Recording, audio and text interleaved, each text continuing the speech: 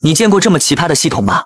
刚签收就要求宿主去盗墓，原因是自己寿命只有0，需要向系统贷款，可系统贷款的寿命需要10倍偿还，于是自己只贷款了5年寿命。这就是为什么虾仁只有5岁就开始盗墓的原因了。而虾仁盗出的财物全都给了朱棣造反，而现在朱棣称帝后，居然想将虾仁贬为庶人，只因他觉得虾仁常年混迹于各大阴气煞重的墓穴，与死人腐尸为伴，实在有损皇上龙气，有损大明国运。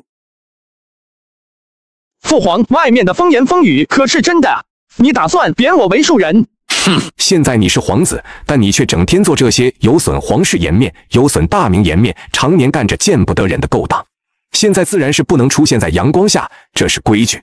除非你从此金盆洗手，好好的当你的皇子。不盗墓就是要我命吗？比起皇子不皇子的，还是小命重要。草民诛虾仁，谢主隆恩。你说什么？既然父皇觉得儿臣有损我皇家颜面，那儿臣不要这身份便是。朕只是想让放弃盗墓，你就不能好好听为父的吗？不就是一些小偷小摸的事情吗？不就是一些歪门邪道吗？不就是一个稍微厉害点的盗墓贼吗？我是盗墓贼，那你是什么？窃国贼吗？你忘了吗？你造反时用的还是我盗出的财物资助你的大军，不然你早被朱允文给嘎了。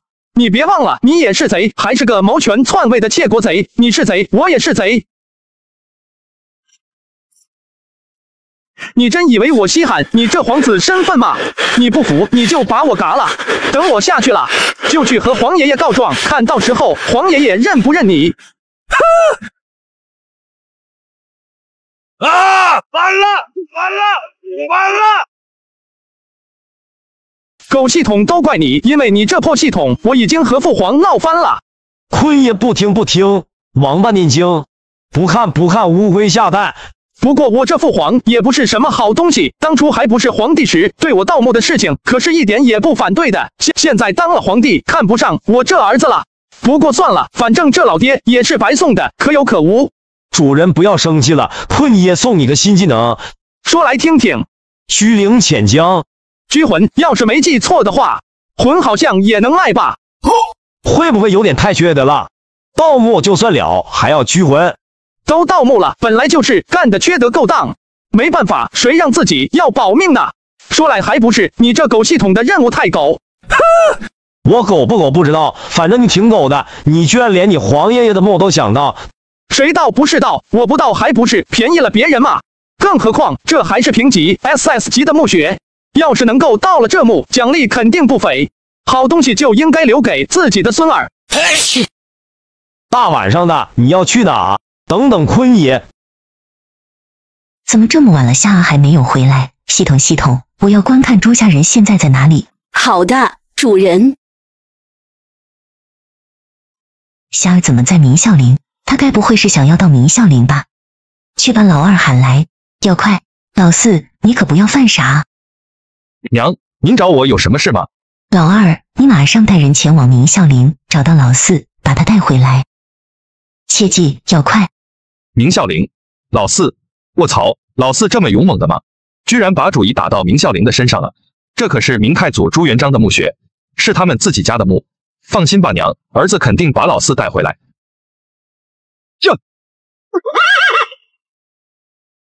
老四，没想到你真的在明孝陵外，你胆子够大的啊！二哥，你怎么来了？我要是再晚来一点，你小子恐怕都已经把明孝陵掏空了吧？哪有，我就是来看看，我哪有这个胆子啊！你看我信你吗？坤爷也不信。行了，你也别跟我解释，娘让我把你带回去，走吧。不，跪下！娘，我怎么了？你还问我怎么了？你出现在明孝陵干什么？娘，我就是路过皇陵的时候去看了看爷爷，真不是想到。路过去看看，你这番话就像是黄鼠狼来到鸡窝，对着主人家说，我就是来看看鸡崽子，不是想吃哦。这谁能相信？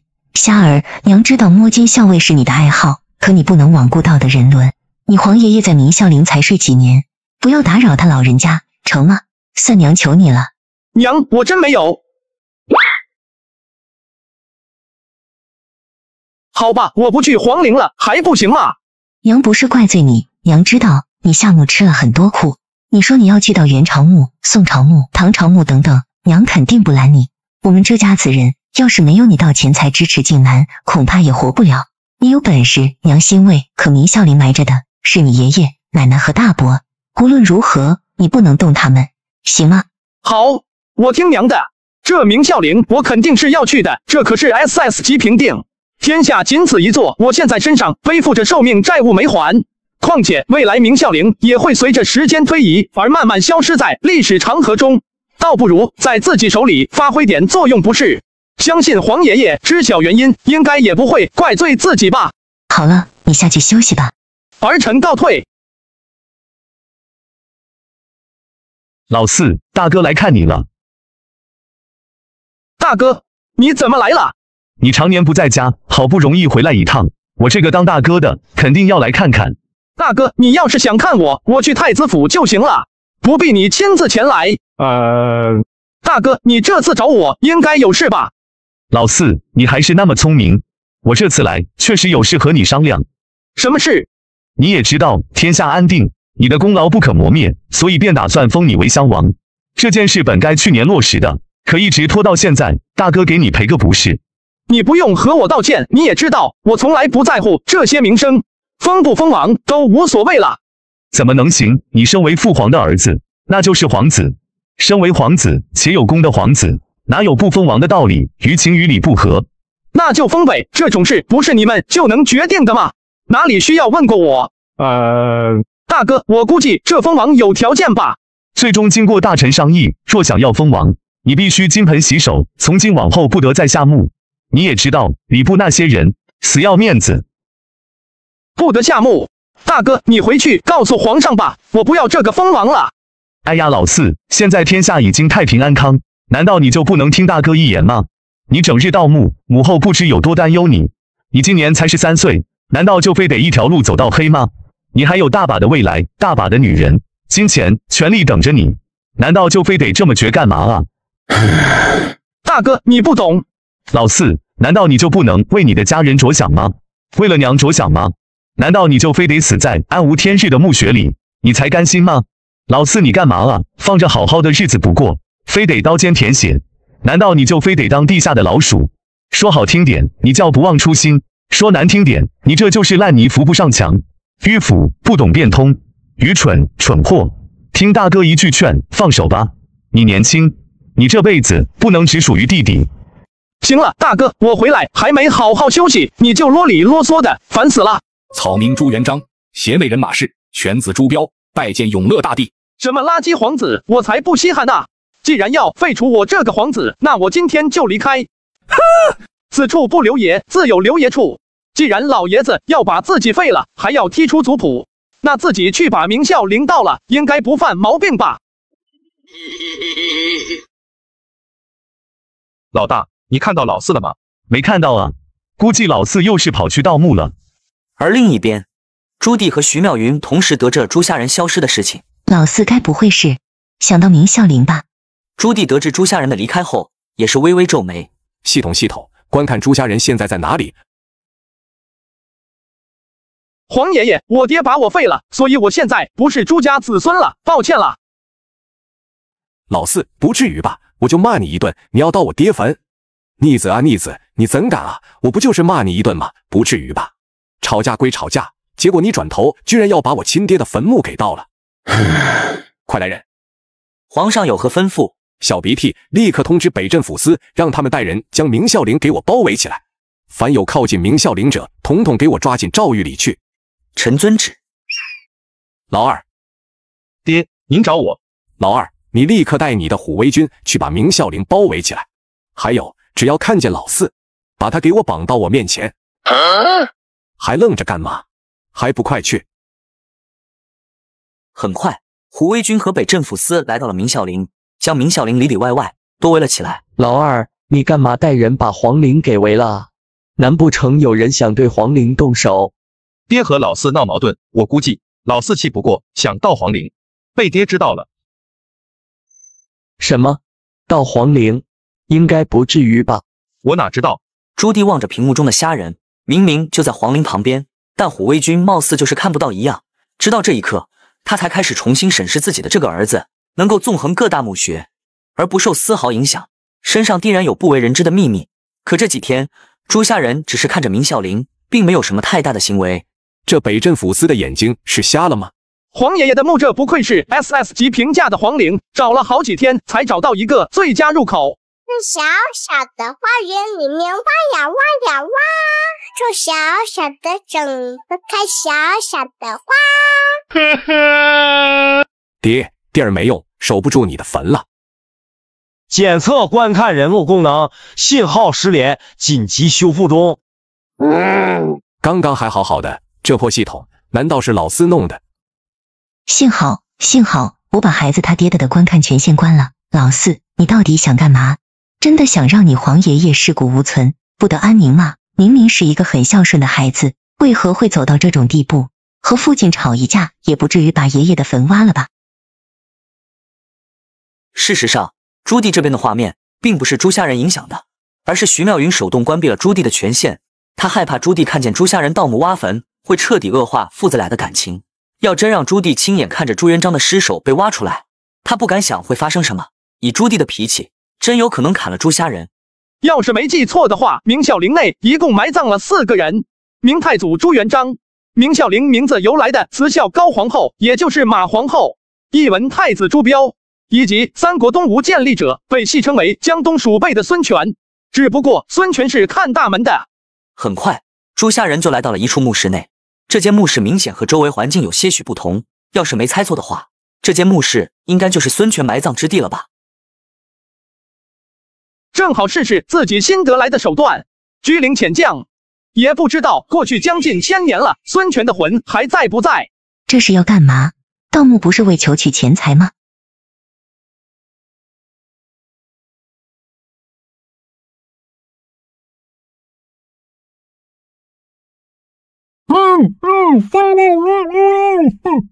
快说，陪葬品搁那？汝之所需，皆在周身，无未藏之。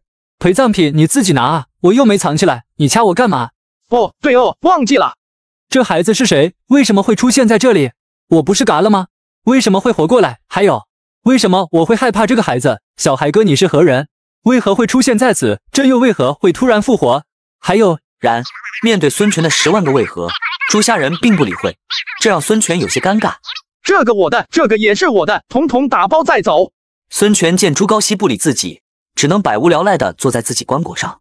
也不知道朕的东吴怎么样了，我怎么说也是皇帝，这小孩哥都不搭理自己，自己可是东吴帝王，没想到落得如此下场，天不随人愿啊！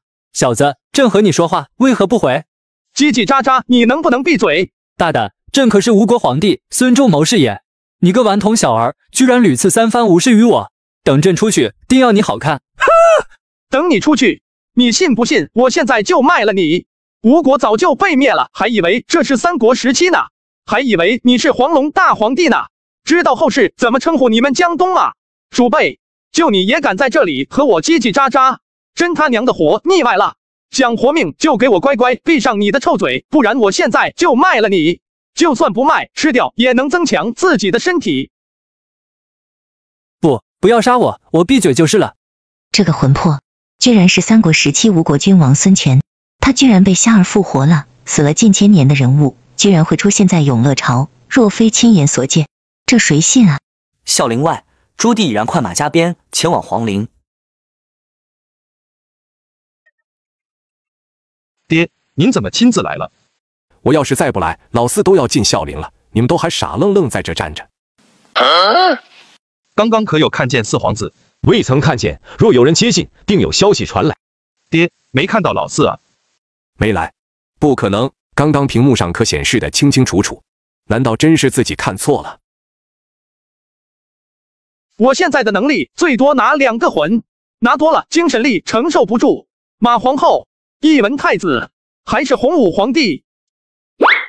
要不然我把你吃了，这样就能空出来个位置。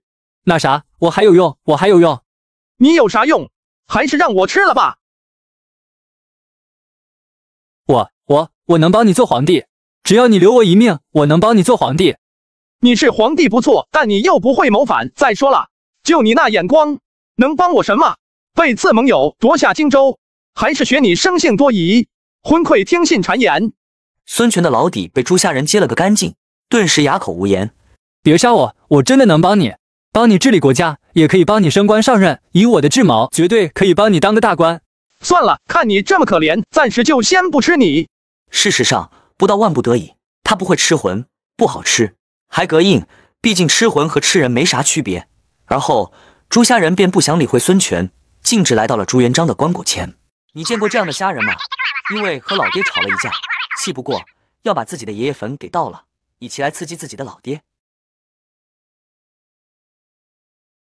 咱不是嘎了吗？黄爷爷，快说陪葬品在哪，不然我吃了你。你是谁？看着好眼熟。你是虾儿？黄爷爷，好久不见，你还记得我啊？我怎么活过来了？丫的，小兔崽子，连咱的墓都敢盗！你真是要翻天是吧？看咱今天不打嘎你！当初咱活着的时候，咱就担心你盗咱墓，咱还再三叮嘱，不得碰孝陵。身为朱家子孙，你居然真盗了咱的墓，你的良心都被狗吃了！黄爷爷，我现在可不是朱家子孙，我爹要把我踢出族谱，而且几千年后，您的墓不也终将变成一堆泥土吗？还不如助孙儿一臂之力。诡辩！什么情况？咱也不允许你到孝陵。我丫的，可是你爷爷！这怎么可能？太祖皇帝，他居然被虾儿复活了。当虾仁把朱元璋给复活的时候，徐妙云再也有些按耐不住了。虽然朱元璋现在是灵魂状态，可他深知朱棣对朱元璋的畏惧，况且他们又该怎么面对朱元璋？靖难后夺了朱允炆的皇位，而太祖皇帝又是极其重视长幼有序的人，这件事需要告诉朱棣吗？还有，倘若朱元璋知晓了朱棣篡位，还会认他们一家人吗？臭小子，你有种别跑！朱元璋追了许久，可就是追不上朱虾仁，终于在地宫里绕了不知道多少圈，朱元璋终于累了。你是哪位？在下东吴君主孙权，字仲谋，不知尊下芳名。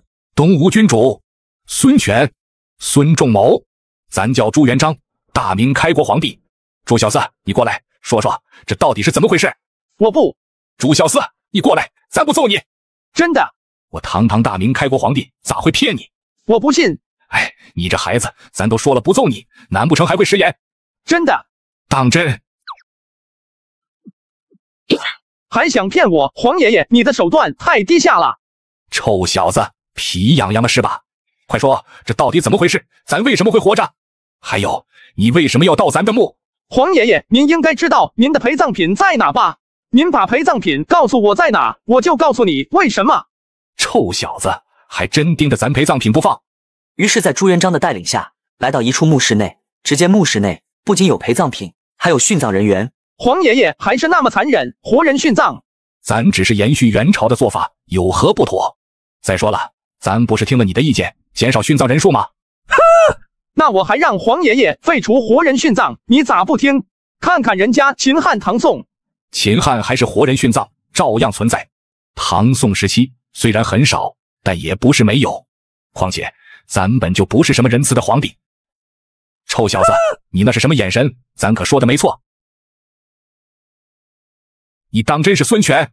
是。你是被咱孙儿复活的？应该是。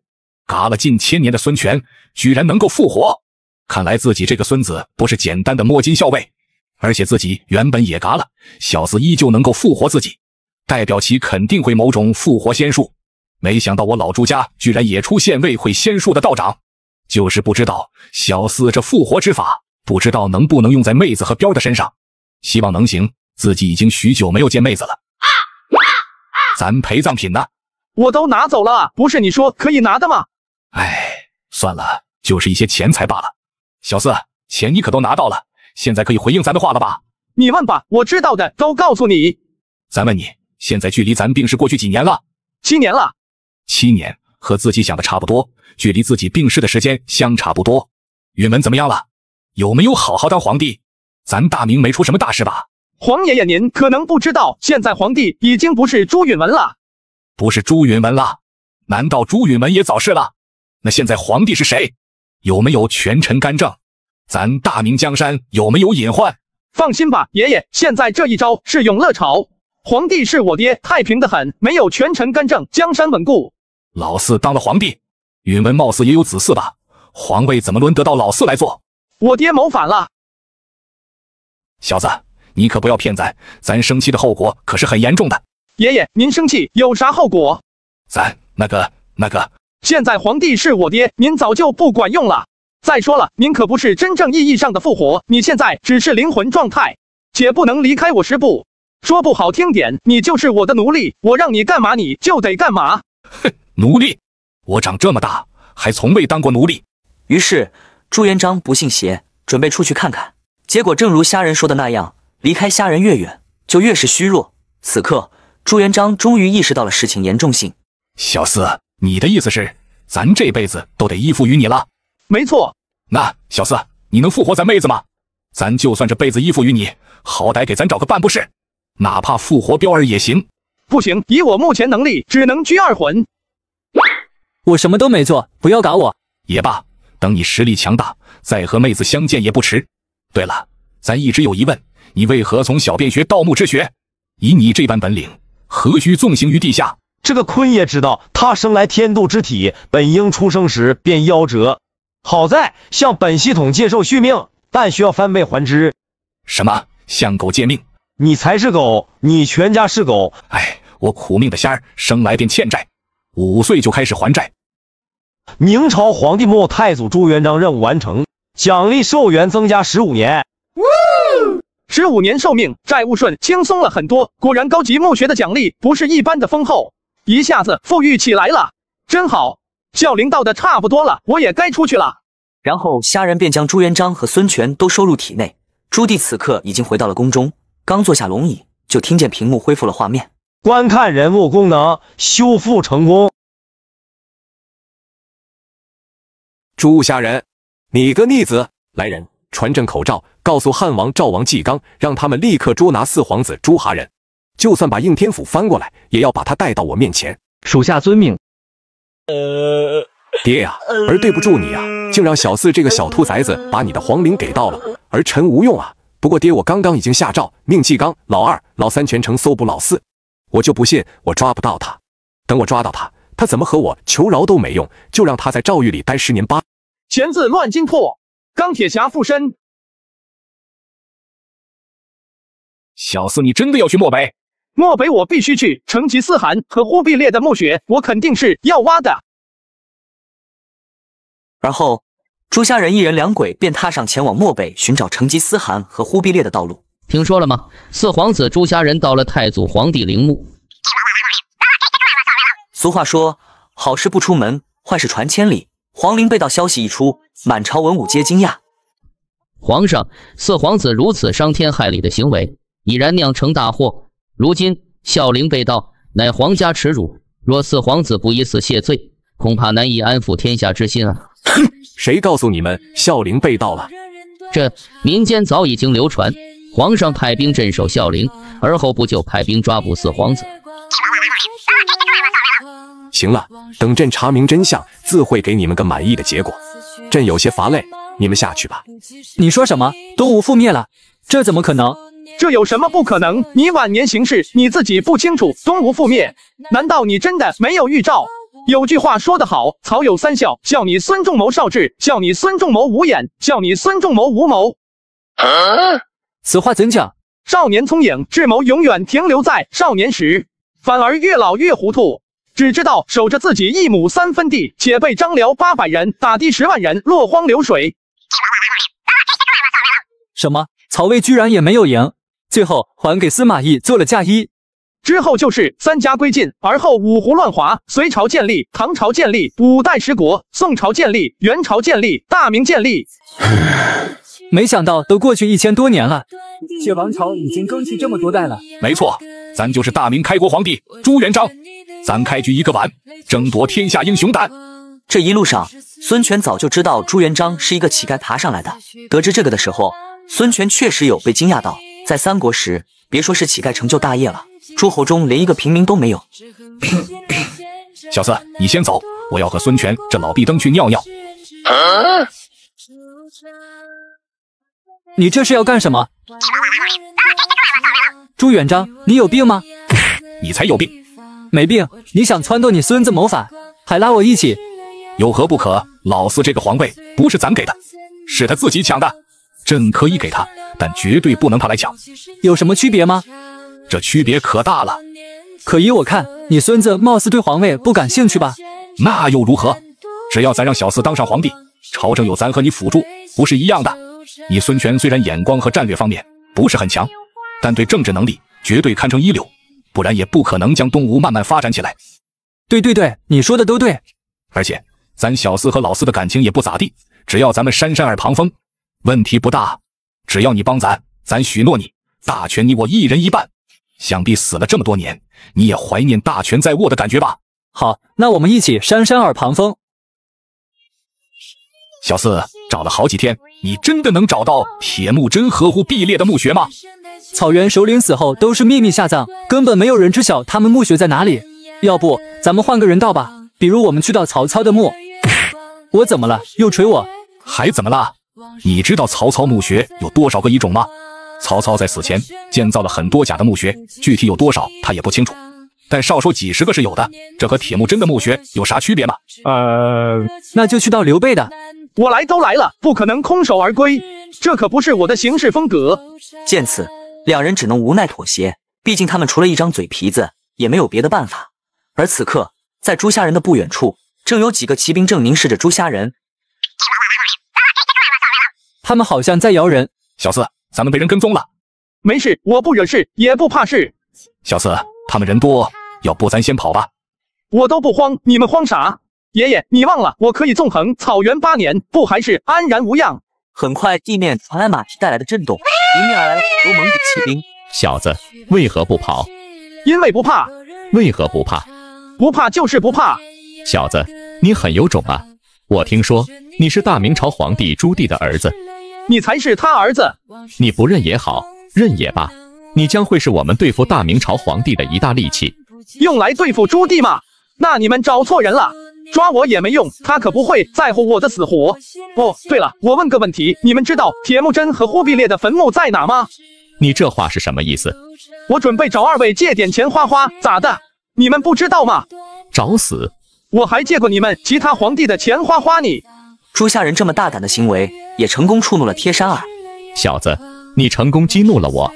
你到底知不知道？你要是不知道，那我可没心情和你玩。朱虾仁一次又一次的挑衅，让贴山耳忍无可忍，提起大刀。哎，何必呢？钱字乱金破，钢铁侠附身。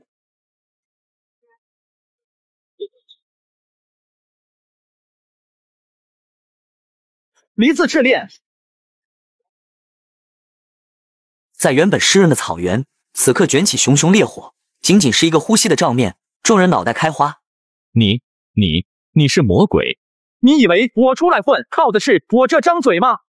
顺杀500轻骑，小四，我以前咋不知道你这样牛逼的？不过你就是再牛逼，会上天入地，你也要叫我声爷爷。朱元璋，你这孙子是人吗？废话，咱孙儿不是人，你是人。我说了，有我在，不要慌。我行走草原多年，靠的可是真本事。小四，你告诉爷爷，你此项能力是不是在咱还活着的时候就会了？那是肯定的，不然我这个年纪怎么可能肆无忌惮行走在草原边关？那你为什么不和咱说？你要是和咱说，你会那个啥？钱字乱金拓，离字失恋。对，就是这2个术法，你早告诉咱，说不定咱还能把皇位传给你。得了吧，爷爷，你那个时候给建文帝都布局多长时间了？咋可能前功尽弃？而且燕王世子是我大哥朱高炽，这不是你自己定下的吗？再者，我不想当皇帝，我只想长生不老。什么长生不老？小四长生不老，那不就代表咱俩也能长生不老？我们依附于小四，小四要是不死，我们魂魄不散，可以说我们也可以长生。当得知朱小四能够长生不老的时候，他自然是有些不淡定了。长生不老意味着什么？皇帝不需要传，一个皇帝做到死，那到时候可就能够真正意义上做到大明传承千秋。我的毕生追求便是长生不老。哈哈哈，不愧是咱孙儿，应该就是这里了，我的感觉不会错。那还愣着干嘛？赶紧挖呀！哈哈哈，小四到时候把忽必烈的魂给拉出来，吃掉，这样你就能复活你奶奶了。哦，对了，还有成吉思汗的。文字绝地3尺，真理只在我的爆炸范围。小四，这是什么东西？一会你们就知道了。快跑！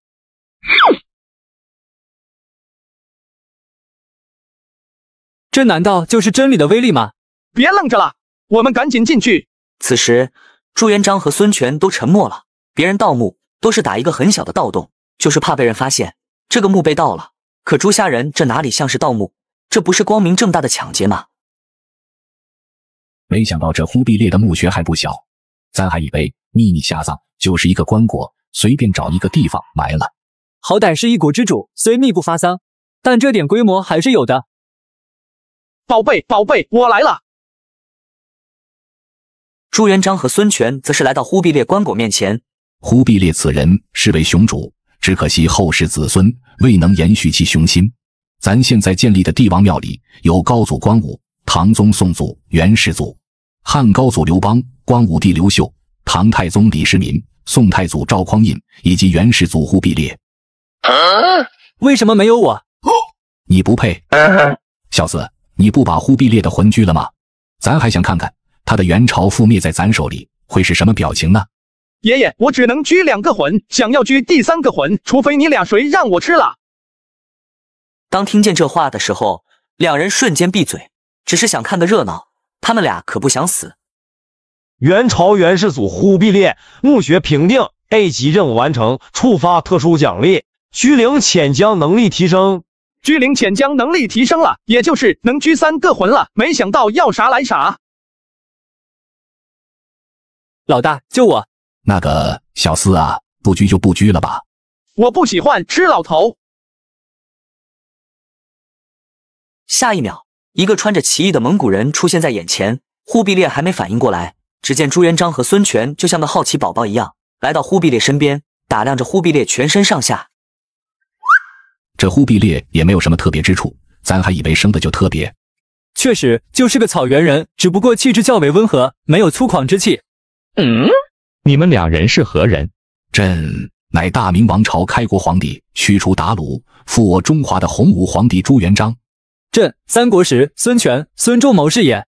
我不是死了吗？为什么会出现在这里？这里是哪里？在下日指今忽必烈。还不等忽必烈了解现在到底是什么情况，只见外面传来马蹄声，还不少。行了，等出去再聊。来到外面，发现被上万骑兵给包围了。你就是朱虾人，永乐皇帝的儿子。有屁快放！小子，你可知道你在和谁说话？老子可是瓦剌部首领马哈木。马什么？马哈木。哦，马冬梅。你找死！马哈木，你应该知道，死了的朱虾人没有价值。小子，说吧，钱藏哪了？爷爷，我送你们一次变身体验如何？我们可以吗？当然可以。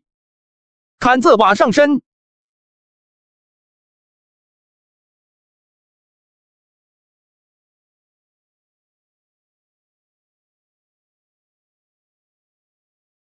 可恶！鬼赤力心中有些泄气，这是什么妖法？直接打死1500人，打伤3000人。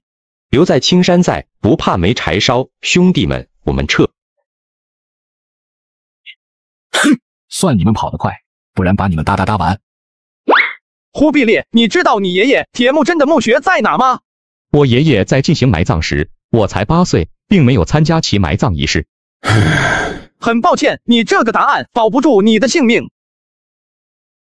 老大，您就这么看着忽必烈死吗？你这话什么意思？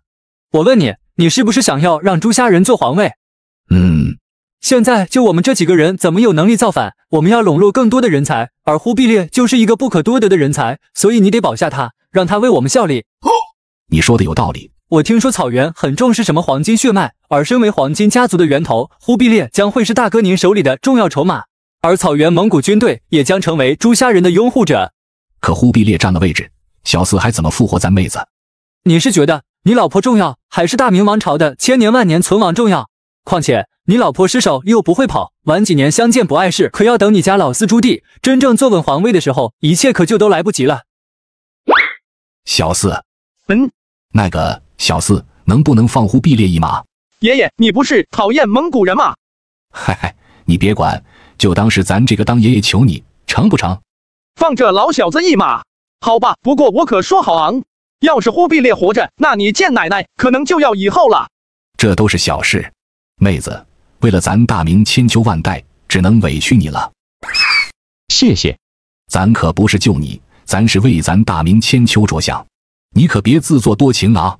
而后几日，自从朱家人大显神威后，再也没有部落敢招惹在草原上游荡的孩子。大汉在草原上漫无目的的寻找，未免太过耗时。对于我爷爷的墓穴，我倒是听闻过一些消息。那你说来听听。我只是听闻，具体是真是假，我也不知道。在哪？祈年谷。随后，众人便向着祈年谷出发。大汉，我能不能请求你找到我爷爷墓穴后，不要对我爷爷下杀手？看情况吧。爷爷，祝你好运了。对了，你以后别叫我大汉。好的，大汉。通过忽必烈的指引，过了981天的寻找，功夫不负有心人，终于让他们找到了铁木真的墓穴。随着盗墓成功，看见忽必烈的请求下，虾人复活了铁木真，让他俩爷孙团聚。忽必烈他们3个是谁？这位是大明朝的建立者，开国之君，就是覆灭我大元的帝王，而复活我们的那个孩子，就是大明朝第3任皇帝的第4个儿子，也就是朱元璋的亲孙子。没想到此人居然是覆灭元朝的罪魁祸首，而其孙子也是个不凡之人。他身旁那位目前是朱元璋的头号狗腿子，叫孙权，是三国时期东吴的君主。你说谁是狗腿子？你有种再说一遍。小四，咱们下一个墓去哪？回大明，下一个目标是曹操。当听见朱家人要去到曹操的墓穴，孙权的反应倒是很开心。曹贼，终于轮到你了，司马懿篡位，曹魏皇帝当街被杀，哈哈哈！没想到你努力半生，终究是给别人做了嫁衣吧？我已经迫不及待看到你气急败坏。曹操的墓穴就在这里了，我的感应不会有错的。这怎么玩？曹操这家伙生性多疑，没想到死了也这么多疑。咋的？害怕被拉出来鞭尸吗？修建这么多衣冠冢，不像我光明磊落，从不搞这些有的没的。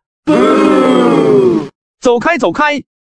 随后，朱家人蹲下身子，拿出一个袋子，缓缓打开后，从袋子里走出几百个机关蚂蚁，四散开来，并朝着地底下挖去。小四，怎么样？找到了吗？再等等。蚂蚁的行动速度很快，过了5分钟就陆陆续续的出来了。好在功夫不负有心人，终于在这些假的诸多衣冠冢内找到一座真的，然后根据蚂蚁们的引导下，来到了墓室内。貌似这座墓室并没有设置很多机关。随后众人有惊无险的来到了曹操的墓室内。哇，我的，都是我的！曹操墓室内金银堆积，数不胜数，陪葬品比忽必烈和铁木真还要多一些。曹贼啊，曹贼，咱们1000年后还是相见了，真不知道你活过来是什么表情。朱元璋、忽必烈、铁木真、孙权4人围在曹操的棺椁面前。忽必烈，咱们站在这里干嘛？可能是对新人的欢迎仪式。不多时，曹操墓室内的财宝便被朱家人一扫而空。汉末曹魏曹操墓穴等级 S 级，盗墓评级 S 级，奖励结算中。增加寿元3年，9万积分，100万金钱值，拘魂潜江能力提升，金钱商城开启。有了金钱商城，以后生活所需不需要自己去采购了，直接买就行了，而且不乏很多好吃的好喝的，真不错。随后虾人买了瓶罐装的冰镇快乐水后，朱虾人便来到了曹操的墓前。小四，你手里拿的是啥？咱咋从来没见过？能喝吗？这是什么东西？怎么这么好喝？而孙权、忽必烈、铁木真都有些好奇地看着朱元璋。老大给我尝尝。还挺好喝的，好甜。拿来吧你。忽必烈和铁木真就这样干看着，眼神里是好奇，但也不敢说。朱虾人见状，又买了一瓶，丢到忽必烈手里。谢谢。铁木真和忽必烈先后喝了一口甜水，眼神也都很是惊诧。他们虽然身为蒙古大汗和蒙古皇帝，甜食肯定也是吃过的，不过这么甜的水，他们还是第一次喝，味道挺不错的。经过这个小插曲后，朱虾仁来到曹操的棺椁面前，哈哈哈，曹贼，没想到吧，我们又见面了。曹贼、奸贼、恶贼、逆贼。曹操还没有反应过来，就看着一个熟悉的人在辱骂自己，看着孙权，总感觉有点熟悉，但又想不起来这人是谁。不过喊自己曹贼的人，肯定不是他们魏国之人。不知汝是何人？曹贼，怎么这么快就忘记我了？难不成你已经忘记赤壁之战是如何狼狈逃窜的了？当听见赤壁之战，曹操紧皱眉头。你是周瑜。看着曹操的认真的表情，咱还以为他认出你了。听到朱元璋的话，顿时让孙权脸上有些挂不住。老子是东吴孙权，孙仲谋，还想着让曹操破防吗？怎么自己先破防了？哇，原来是孙权小儿，难怪这么熟悉。你怎么会在这里？我不是死了吗？为什么会在这里看见孙权？难不成孙权小儿也死了？曹贼，我知道你心里在想什么，自己不是死了吗？为什么会在这里？这孙权什么时候学会读心术了？不过曹操随即没有理会孙权，而是向朱元璋和忽必烈三人望去。他现在只想尽快搞清楚状况。吾曹操不知汝等事。朱元璋，忽必烈，我身边这位是我的爷爷铁木真，我爷爷不会汉语，所以由我代劳。外祖，吾还还是匈奴，亦或者鲜卑？我们是蒙古人。蒙古人。曹贼居然无视于我！行了，孙仲谋，别当跳脚。说完，曹操便将目光朝着朱元璋身旁的那个小孩望去。这个小孩貌似不简单啊，明显的感觉到这个小孩身上对我有着明显的压制力。小孩哥，你是谁？朱虾仁。曹操复活过来后，自然是对很多维维都很好奇，但在场的人中，他只认识孙权，便直接对着孙权询问道：孙仲谋，现在是什么时代？你东吴应该早被灭了吧？毕竟你可是斩了刘大耳帐下的关羽。哼，曹操，你也没好到那里去。我东吴是被灭了，可你曹魏也没好到那里去。现在都已经是1000年后了，你还以为你是当初的魏王呢？在1000年前，老子对你唯唯诺诺，但现在的你就得当老子的小弟。孙仲谋，你脑子是坏掉了吗？让我给你当小弟？1000年前，你玩不过我；1000年后，你以为你就能玩得过我吗？孙权，莫不要忘了，合肥之战，被吾帐下张辽把百兵破之，哈哈哈，当真风光无限啊！就凭此，你有何胆量让汝当你小弟？曹贼，你也别忘了，赤壁之战是谁灰溜溜的滚回去的？曹操闻言也被戳到了心窝窝。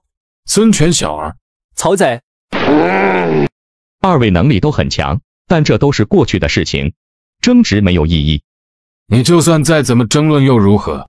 东吴被灭，已然成定局。哎，确实可惜，你曹魏人才济济，我东浩终究是比不得。你死后，你儿子曹不即位，建立魏国，你被尊为魏武帝，颜真威风飘飘。这孙权吃错药了。哎，不得不承认，你曹操的子嗣确实要比我之子嗣厉害。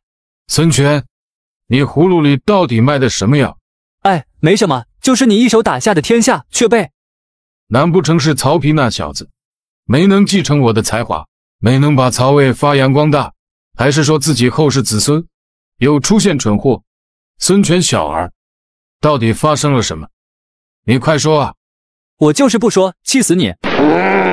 其实也没什么，就是汉魏群雄争霸，三国鼎立，而后三家归晋。三家归晋是什么意思？不是三国鼎立吗？这个晋国是哪里来的？看来你是真不知道。曹魏第2位皇帝魏明帝曹睿英年早逝，临终托孤给大伯司马继和曹爽，而后曹家人才凋零，司马懿渐渐掌握大权，最终在曹爽带着曹芳出去祭拜之际发动政变，并以漯河宣誓，只要曹爽投降不杀。大将军曹爽相信司马懿政变成功后屠了曹爽及门下幕僚。然后呢？还能有什么？曹芳封司马懿为丞相，恩加9锡。司马懿病逝，时年73岁。后来曹芳被废，改立曹髦为皇帝。曹髦不甘心一直处于司马家的控制之下，准备夺权，因手下背叛，事情败露，曹髦当街被杀。好一个司马懿，好一个司马家，当街弑君，气煞我也，气煞我也！至于之后的司马炎逼曹奂退位，自此曹魏变为司马晋期。后来蜀汉和东吴都被晋朝覆灭，自此三家归晋。哈哈哈，曹贼，你也别生气，被篡位了也正常。毕竟那个时候曹家人才是真的凋零了，哈哈哈。曹操本来就很气了，孙权还在一旁嘲讽，越想越气了。孙权小儿敢嘲笑我，拿命来！老大，帮我！随后朱元璋也加入了战斗。曹贼，我大哥来了，看你还怎么欺负我！朱元璋，你这是什么意思？这是我和孙权小儿的事情，你来插什么手？孙权怎么说也是咱的幕僚，你这么打不合适。忽必烈还等着干嘛？见状，忽必烈二人也加入了战斗。崩溃了，我真的崩溃了！朱元璋，你要不要这么不要脸？要脸，咱要脸就不会当乞丐了。曹操再怎么勇武，可也敌不过朱元璋、忽必烈、铁木真、孙权四人，最终妥协投降。而忽必烈和铁木真也第一次感觉到，原来围殴的感觉这么爽啊！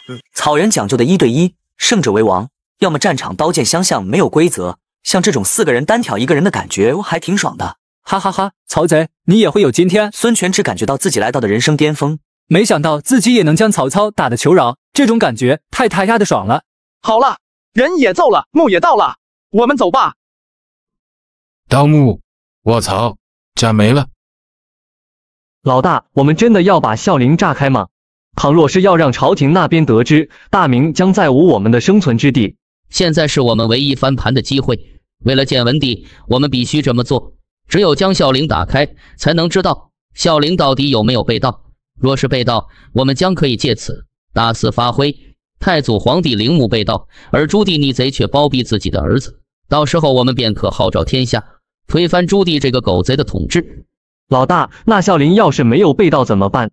你傻啊！若孝陵安然无恙，朱棣那个狗贼怎么会派遣重兵保护？这其中定然有猫腻。好了，我们别无他法，这是唯一的机会。随后，黑衣人很快便带着一些炸药来到了孝陵入口上方处，把炸药丢到了孝陵墓门前，并将火药放到孝陵墓门并点燃。哼，哪怕不能推翻朱棣的统治，也要让朱棣亲手结果自己亲生儿子的性命，弄不死你，恶心死你！老大英明。他丫的，半夜3更，谁他娘的打扰老子睡觉？殿下，不好了，出大事了！刚刚传来消息，建文余孽将孝陵墓门炸开了。你说什么？土豆可以做成土豆泥，那你知道你可以做成什么泥吗？豆比泥。不是。那是什么？我爱你。啊，你好坏。是情不是罪恶，光景不是洒脱，令你像个死心连肺，有什么结果？来者，放肆！我砍你的头！我当是谁啊？原来是李世民啊！你这唱歌的水平还是那么差劲儿。你若不服，继续。痴情不是罪过，光景不是洒脱。为大死心裂肺，要神话结果，你说老爹为什么？有长进，但长得不多，进的很少。我身后有不到40亿大军，你当真要与我决斗吗？曹贼、奸贼、恶贼、逆贼，调戏入妻，拿命来！什么？皇爷爷，你要我当皇帝？当皇帝好啊，拥有权力是天下的王，万人之上，整个天下的规则由你制定，甚至只要你当上皇帝，下诏让摸金校尉合法都行。皇爷爷，您还是别费心思了。我觉得以后我大哥当皇帝挺好的。小子，你年龄尚小，不知当皇帝的好处。你要是嫌处理朝政麻烦，咱给你出主意，你只需要按照咱的计划做就行。况且还有曹操、孙权、忽必烈、铁木真他们覆巢，只要你登基，必定能够创造一个大明辉煌的盛世。哎，皇爷爷，就算我要当皇帝，我爹也不会传位给我。现在我爹可不是那个任你摆布的燕王朱棣了。我想要上位，除非谋反，但我不想让我娘伤心。哼，妇人之见，帝王之家，何来亲情可言？既然的朱老四抢得这皇位，你为何抢不得？况且我又没让你弑父，你把朱老四囚禁也好，关起来也罢。哎，行了，皇爷爷，我现在已经被废，不是皇子。按照你的说法，立嫡立长，我不仅是庶民，也不是长子，不符合礼法。祖训是咱定下的，咱也可以为你更改，只要你同意，咱会帮你扫清除一切障碍。你现在只是我居的灵魂，能做什么？只要离开我10步，你都得消散，更别说给我积攒当皇帝的资本了。皇爷爷，你要实在想篡夺谋反，我可以给你举荐我二哥，他有造反的心，没有造反的本事，你俩凑一起更合适。你的二哥和朱老四一样，都不是啥好东西。与其让朱高煦谋反，还不如让朱高炽登基。皇爷爷，你这就是固有印象了不是？我二哥虽然脾气不好，但真让他当了皇帝，未必很差。就算他有什么做不到好，不是还有你吗？况且我二哥能力是毋庸置疑的军事天才。会打仗有什么用？咱的皇帝要得学会治国。再说了，咱不喜欢就是不喜欢，不妥不妥。爷爷还是觉得你当皇帝比较合适。见谁也说服不了谁，索性就不说了，准备着前往下一个目标——唐太宗李世民的昭陵。应天府奉天殿上，朱棣坐在最上方的龙椅上，身侧则是太子朱高炽、汉王朱高煦、赵王朱高燧3人，台下便是群臣百官。皇上，孝陵之事可有定论？见闻余孽将孝陵墓门炸毁后，便取了其中财物，连同尸首一同失窃。汉王殿下为何如此包庇自己的亲弟弟？难道就因为和自己亲弟弟感情好，就要开脱朱家人的所作所为吗？你什么意思？你怀疑是老子说谎？高煦，不可无礼。皇上，根据臣所知，昨夜距离见闻余孽炸开墓门到汉王赵王锦衣卫抵达时间，相隔不过半个时辰，甚至连半个时辰都没有。在这么短的时间内，将孝陵内的陪葬品盗窃而空，难道这见闻余孽有成百上千人？你这话是什么意思？我什么意思？据我所知，被废的四皇子一直从事盗墓这种见不得人的勾当。从洪武年间5岁便行走各大元朝墓室，盗取其中财物。要我看，墓门是见闻余孽所炸，但墓室内财物应该是朱家人所盗。皇上，试问天底下还有谁能够神不知鬼不觉的盗了其中财物？当初孝陵封墓的时候，皇上还亲自视察过，没有任何问题。微臣也询问过当初修建陵墓的工匠，孝陵只有一个入口。既然你都说墓是朱家人所盗，我问你，孝陵入口只有一个，朱家人是如何进入墓室盗取其中财物的？鬼知道汉王和赵王在镇守孝陵那段时间有没有给其同行？你有本事再说一遍，老子砍了你！狗东西，居然敢污蔑我！汉王殿下，这里是奉天殿，不是你耀武扬威的地方。况且，皇上，您当真要让太祖皇帝死不瞑目吗？够了，你们也知道这是奉天殿，此事朕会郑重考虑，休要在意下朝。朕这是……行了，别这是那是了。你被朱家人复活了，这位是朱元璋，我叫孙权，这2个草原人叫忽必烈和铁木真。哦，对了，这个看起来不像什么好人的人叫曹贼，喜爱人妻，你小心点。孙权小儿坏我名声，咋地？你又皮痒痒了是吧？孙权完全不惧曹操，背后有大哥罩着，就是嚣张。曹操也只是敢怒不敢打。看着背靠朱元璋的孙权，曹操心中思绪千万。这个女人是？这是李世民的妻子长孙皇后。曹贼，你为何老是盯着朕观音壁看？可，自我介绍一下，在下曹操，字孟德。曹操，曹孟德，要是没记错的话，就是那个因为一己淫欲，差点让自己丢掉性命的曹操。行了，我们该走了。你好，我叫长孙无垢，他是我的丈夫李世民，不知可否问问你，这到底是怎么回事？你想问些什么？随后就是刚复活的3个问题。我不是死了吗？你们是谁？这里是哪里？这里是你们的合葬的陵墓，叫昭陵。为什么会活过来？因为我是盗墓贼，取钱财的时候顺带复活了你们。你们可以当我是妖人或者是仙人，都一个意思。而我叫朱家人，这是我爷爷朱元璋。至于那4个，刚刚你们应该知道了。回答了长孙无垢的话后，众人来到附近的县城里。刚来到就看见了城墙上居然出现了自己的画像。朱老四他想要干什么？小四，你倒是给咱点反应啊！这老四都开始颁布通缉令了，咱们还留情干嘛？直接反了他！对此，朱家人并没有理会，而是来到一处茶馆内。你们听说了吗？大明朝开国皇帝朱元璋的墓被人给炸了。哎，早就听说了，这不，城墙上还贴着四皇子的通缉令呢。这四皇子也当真是不孝子孙。早些年就听闻，皇上的第4个儿子专门干这些见不得人的勾当，什么盗墓、欺负村头老人、夜袭寡妇村，吃喝嫖样样精通。夜袭寡妇村，这是真的吗？啥时候的事情？下次能不能带上我？这么小的孩子不至于这么饥渴吧？年仅13岁，虽然不算小了，但也不至于夜袭寡妇村吧？还有这事，我咋不知道？也是，小厮年龄不小了，13岁了都，是时候娶妻生子了。看来得找个时间给小厮这小子找个老婆。小厮，你有心仪的女子吗？你也是时候成亲了。皇爷爷，没有的事，别听他们胡说。小厮，现在我们怎么办？大明已经没有你的容身之处了。我准备回一趟应天府。小厮，你疯了吗？这个时候回去，不就是送死吗？听咱一句劝，我们先去发展好我们的势力，之后再打回来。皇爷爷，我意已决，莫要再劝。小厮长大了，不听皇爷爷的话了，厉害了，不把咱这个爷爷的放在眼里了。那个，咱们都是死人了，也管不了太多。再说了，他应该是有自己的考虑，也不用太过担忧。哎，只能草民朱元璋，邪魅人马氏，犬子朱标，拜见永乐大帝。虾儿，来都来了，不准备见见娘吗？娘，您怎么知道我来了？这女子不错，身上气质尽显不凡。妙云是咱的儿媳，你要是敢动念头，咱定让你做太监。你们是不是对我有什么误解？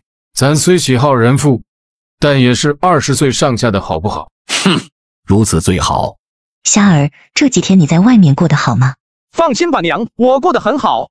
你过得好便罢了，外面的事情你应该都听说了吧？听说了。既然你都知道了，那为什么还要回来？你可知道你回来会是什么后果吗？前几天各地藩王都已经来过了，已经上升到逼宫的程度了。你爹刚登基3年时间，根基不稳，若藩王作乱，倒是天下动荡，你爹很大概率会选择处死你，安抚藩王之心。我自然知道。知道你还回来，要咱说，咱还是韬光养晦几年，回来的时候给老四一个大大的惊喜。这样一来，看谁还敢主张处死咱孙儿。小四，实在不行，要不然咱出面。你还是乖乖待着吧，现在是藩王百官要我死，倘若你出现，到时候然怕就是天下的人都要我死了。拘魂术在百姓和百官们心中那就是邪术。娘放心吧，我自有办法。当真？真的。娘，我先去看看大哥他们，以后再来看您。老四，你怎么回来了？事情闹得太大，我不得不回来。这件事确实闹得太大了。哎，你啊，就是被惯坏了。到谁的墓不好，偏偏到皇爷爷的墓，你这不是找死吗？这大胖子就是太子，这么胖。太子毕竟是国家储君，代表着国家的未来。身为太子，身体肯定不能差，不然夭折的话，也会对江山社稷造成很大的影响。你别看咱这孙子胖，但这孩子能力可不比在座任何一位差。在咱孙子辈中，其能力也是出类拔萃。老四，要不然你就和爹认个错吧。老四，你怎么回来了？我们兄弟俩找了你好久，都没找到你。对了，爹让我们告诉你，要让你有多远走多远，下西洋也罢，入草原也好，永远都不要回大明，不然他真的会杀了你的。小四，实在不行，你就向老四认错吧。等把一切事情都处理好，咱们再报仇也不迟。对此，虾人并没有回应。我不会走，既然我做了，那便由我承担便是。大哥、二哥、三哥，你们也不用为我开脱的，我自会去和皇上认罪的。好吧，明日早朝，你跟我们一起上朝吧。等虾人走后，又偷偷潜入孝陵，把自己的大伯朱标、奶奶马皇后复活了。次日清晨，朱虾人还没睡醒，就被朱元璋和朱标吵醒了。小四，快醒来了，咱们还得去奉天殿外跪着呢。跪着干嘛？既然我们要道歉，自然是要拿出诚意来。去奉天殿外跪着总没错，认错态度良好，知错就改，先保住小命再说。姑就不信老四真的能够这么狠心杀了你。彪儿说的不错，你现在就受点委屈，等着关过去。咱到时候率军攻入应天府，咱肯定把老四吊起来抽，咱抽死他，给你报仇。然后朱虾人便早早的起床，直接来到了奉天殿外，跪着。很快朱棣便得知了朱虾人已经回到应天府的消息，朱家人回来了，在哪？四皇子正在奉天殿外跪着。跪着？老四啊，老四，你终究还是向我低头了。他跪多久了？回禀皇上，已经跪了2个时辰了。皇上，既然老四都已经认错了，那你是不是也该表示了？你们再怎么说也是父子，闹得太僵不太好。我心里有数。皇爷爷，你替我跪会吧，我好困。臭小子，咱可是你爷爷，你居然让咱跪着？还能替你跪着？啥意思？可以控制你的身体吗？可，既然你爷爷不愿意，那我替你跪会吧。父皇，要不然我替小四跪会吧，毕竟他已经跪了4个时辰了。彪儿，别惯着他，他就是懒。重八，你要是不想跪，那我替他跪着总成吧。妹子，你咋也惯着这臭小子？哎，咱不跪，让咱给老四跪，咱还要不要脸了说啥都不跪，让曹操他们跪也成，反正咱不去。娘，还是我来吧。哎，都说了让我来，曹贼，都怪你，现在我们俩都跪不成了吧？孙仲谋，你再骂我曹贼，小心老子和你玩命！朱标看着这具身体，环视一圈，在场很多官员，他其实都有见过，虽然是一面之缘。活着的感觉真好，只是没想到自己有一天居然会给老四啐下。老四，我们终于要相见了吗？不知你能否认出来这是我呢？四弟，你别着急，等会我会给爹求情。只要你有这个态度认错，肯定没事的。有大哥在，我肯定不会让你有事的，放宽心。多谢大哥。2个时辰过去，各地藩王也得知了朱家人在奉天殿外跪着的消息，纷纷来到了奉天殿外。而此时朱家人还在睡觉，不论怎么叫都叫不醒。父皇，现在该怎么办？彪儿，你先顶着，到时候按照咱说的说就行了。此刻各地藩王都已经来到了奉天殿外，个个都眼神寒厉地望着朱家人。这是老5、老6、老7他们。怎么藩王们都来了？咱的儿子都来了。小子，就是你把我爹的墓给盗了，你的胆子可够大的，我爹的墓都敢盗，恐怕是不知道死字怎么写的吧？小子，哪怕你是四哥的儿子，也罪无可恕。说，把我爹的尸首藏哪了？老七，姑就是这么教导你礼义廉耻的，口无遮拦，不懂礼数。姑看你是真的忘记家法了。此言一出，仿佛朱高身后飘荡着一文太子朱标的身影。霎时间，朱福被震慑在原地。不可能，大哥都死了多久了，怎么可能会出现？肯定是自己眼花了。老七，我的辈分也是你这个小辈能够叫的。宁王朱权望着刚刚背后突然浮现大哥朱标身影的朱家人，沉默许久。难道是眼花了吗？可貌似刚刚可不止自己一个人看见，这到底是怎么回事？这朱家人到底是谁？为什么背后会浮现大哥的身影？难道大哥回来了？朱权神色复杂地看着面前的朱家人。17弟，你应该也看见了吧？这小子的身上刚刚出现了大哥的影子。虽然朱标早已经死去多年，他们却依旧印象深刻。看来这小子身上应该还有我们未知的秘密。让朱权失望的是，朱家人并没有再回对朱福，而是静静地跪着。那个朱标影子再也就没有出现。彪儿，咱们忍忍就过去了，等咱离开了应天府，带着大军打回来，咱们再教训这些不孝子孙。父皇，您放心吧，儿臣心里有数。只不过小四一直不醒，我也不能一直替他啊。奉天殿内，朱高炽见朱棣一直不召见朱家人，连忙对着朱棣说道：“爹，四弟现在还在殿外跪着呢。”哼，四弟，朕怎么只记得朕只有3个儿子？你哪里来的四弟？哼！宣数名朱家人。